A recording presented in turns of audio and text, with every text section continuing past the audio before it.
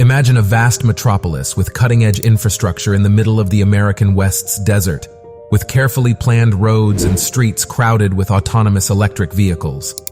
A city with the size and diversity of New York, the connectivity and efficiency of Tokyo, and the sustainability and governance of Stockholm. A crazy, multi-billion-dollar scheme to build a futuristic city with the same scope and aspirations as the Line in Saudi Arabia. Today, we'll examine Telosa, America's version of the Line, a future metropolis.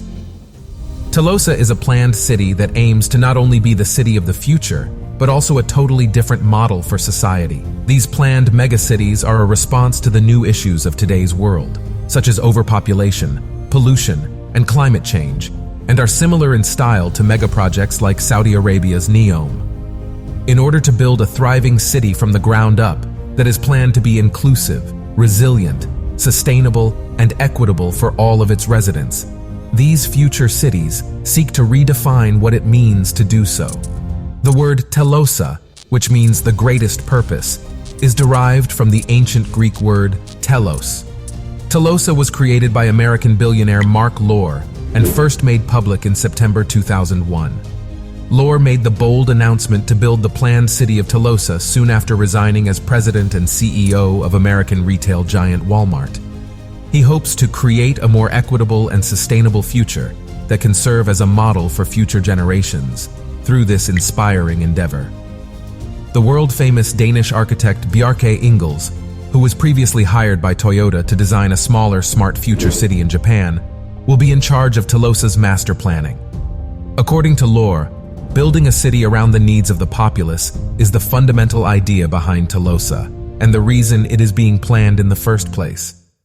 Currently, cities are home to more than 50% of the world's population. By the year 2050, this number may rise to as high as 70%. Cities have thus developed into significant hubs for economic opportunity, research, and education for millions of people. And while cities have helped a small number of people experience significant growth, not everyone directly benefits from this advancement. It is precisely this widening wealth gap that Lore and Telosa are attempting to close. The objective is to create a city where everyone, regardless of socioeconomic status or cultural background, will have equal opportunities for development. The core of the strategy is an economic framework called Equitism, which aims to realize this vision of equality. The purpose of this system is to establish a neighborhood where residents will directly profit from urban development. Telosa will own the entire city's land under this system, and its residents will have the freedom to construct and sell homes on top of it. In an ideal world, land values will increase as the city does. The money raised will then be used to fund public services, transport, education, and healthcare in the city. As a result, the equity vision of ensuring that all citizens have access to high-quality services is realized. The people behind Telosa plan to build the city on desert land in the American West, in the states of Nevada, Utah, Idaho, Arizona, or Texas, though the exact location has not yet been chosen. The city's location somewhere near the Appalachian region in the east is another factor.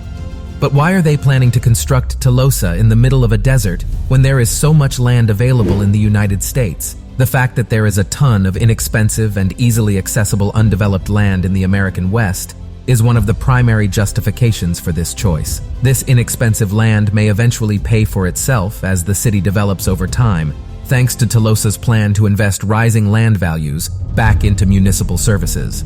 Although the land for Telosa's eventual construction may be relatively inexpensive, it isn't exactly the best or most sensible idea to build a bustling metropolis in the middle of a desert.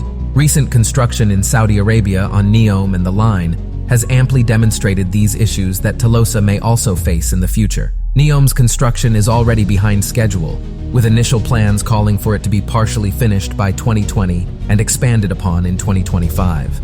It turns out that in order to build on undeveloped desert land, operating facilities must first be built in order to house construction workers and their tools in a harsh environment.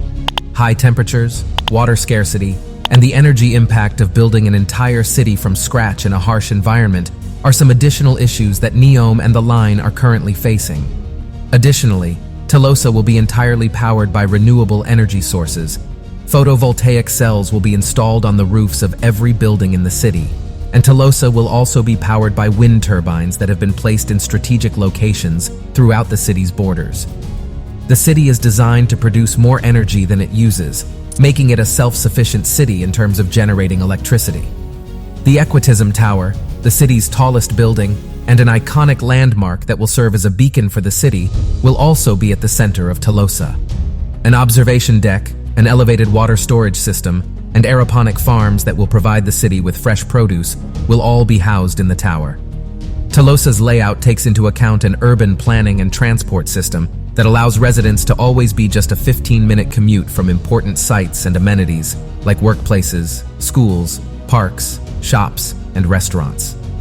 Telosa will use a combination of well-planned transit systems and autonomous electric vehicles, in contrast to the line, which will be entirely pedestrian-centric and prioritize mass transit.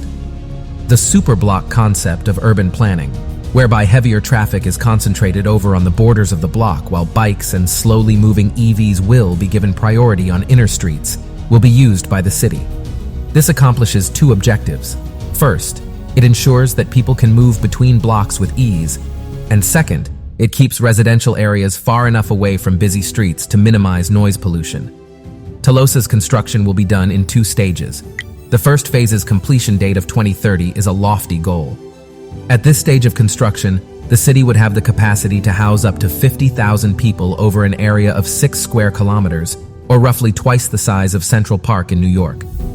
After it is finished, the second phase of the development will take 40 years to finish building the rest of the city.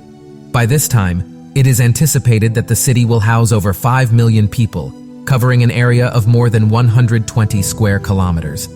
Telosa will be comparable in size to San Francisco, but will have more than 6 times as many residents residing in the same area. The project is expected to cost up to $400 billion USD in total, with grants from the federal and state governments and potential private investors providing the majority of the funding. The line in Saudi Arabia is thought to cost a similar $500 billion USD, but unlike Telosa, it is entirely financed by the Saudi government and sovereign wealth fund.